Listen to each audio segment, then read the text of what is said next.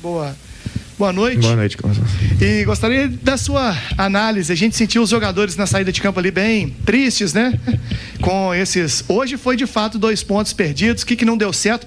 O Amazonas, o nosso comentarista chamava a atenção durante a semana, que embora tenha tido maus resultados até aqui, mas sempre que jogou fora de casa, quando derrotado, vendeu com muita dificuldade a sua derrota. Impressionante. Boa noite a todos. O Amazonas é um time que se defende bem, né? Tem se provado isso no campeonato. É um time que tem uma transição ofensiva muito forte, né? Os atacantes são muito rápidos, o Enio, o Serafim, né? O Sassá também está num bom momento. Então é uma equipe bem armada para essa proposta de jogo, mas hoje naturalmente a gente esteve abaixo do que a gente geralmente representa, né? Isso é nítido.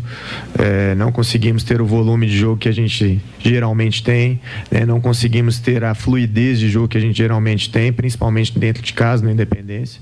Então, tecnicamente, hoje não foi um dia muito feliz para nós, né? Mas vamos ajustar, vamos trabalhar. Ituano já é na terça-feira, um espaço de tempo muito curto aí para o próximo jogo, para que a gente possa já recuperar.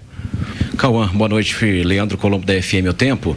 Pelas informações que a gente tem, está chegando aí o Fernando Elizário, uruguaio, um meio-campista um pouco mais ofensivo, digamos assim, talvez não um 10, mas um 8. O América caiu de rendimento ofensivo a partir do momento em que o Martim Benítez ficou indisponível? Obrigado.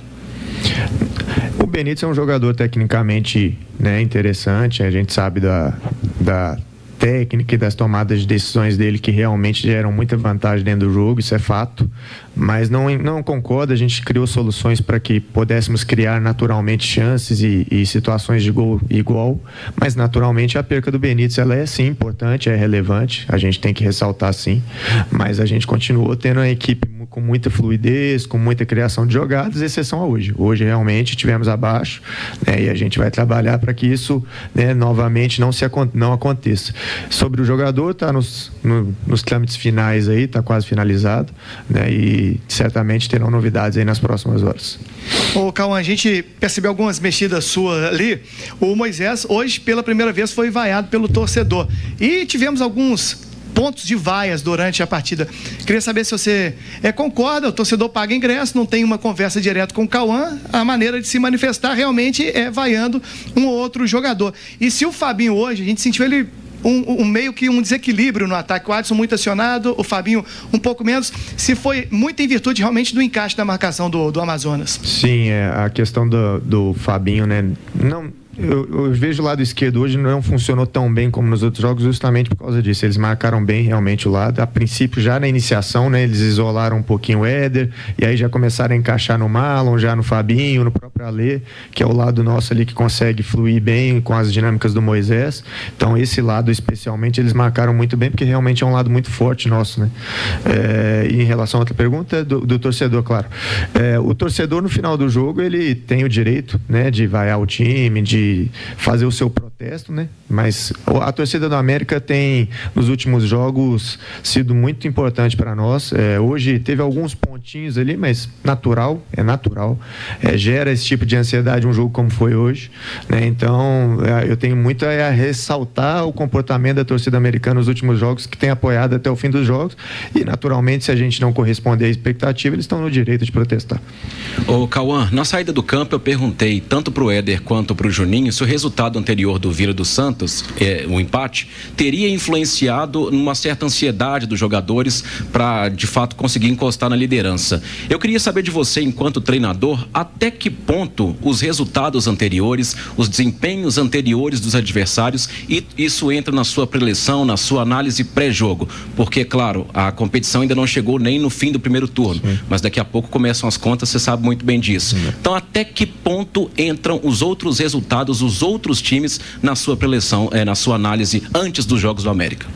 É claro que hoje em dia todo mundo acompanha muitos jogos, a tabela, né? E como você bem disse, ainda está muito no final do primeiro turno ainda. Então esses jogos eles não têm uma relevância, um peso como vai ter no final da competição, né?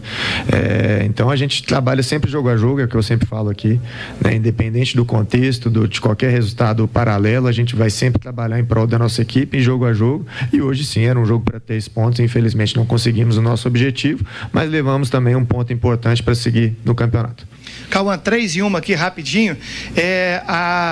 Importância desse desfalque do Adson, que está crescendo absurdamente, tomou o terceiro amarelo. Se você já conversou com o Gustavinho ali, joelho direito, se preocupa. E o Tauan, o menino chegou meia do Palmeiras e agora virou atacante, né? Conversava com ele, pode ser central, externo.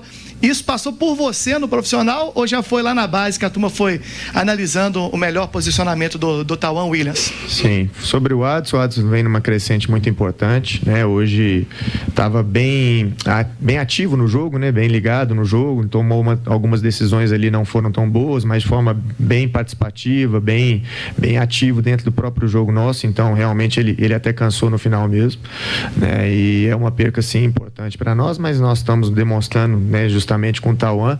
Aí é muito mérito do trabalho da base, né? Eu sempre pontuo aqui, no América a base é sempre muito integrada ao profissional, né? O Myron, treinador do Sub-20, né, tem colocado o Tauan em diversas posições, já colocou ele de centroavante, já colocou ele de ponta como entrou hoje, de meia como você bem disse. Então assim, o Tauan é um menino que apresenta características muito interessantes, treinou essa semana e a semana passada conosco e a gente sentiu que ele fez uns treinamentos muito interessantes, cresceu o nível ali e hoje ele mereceu essa oportunidade.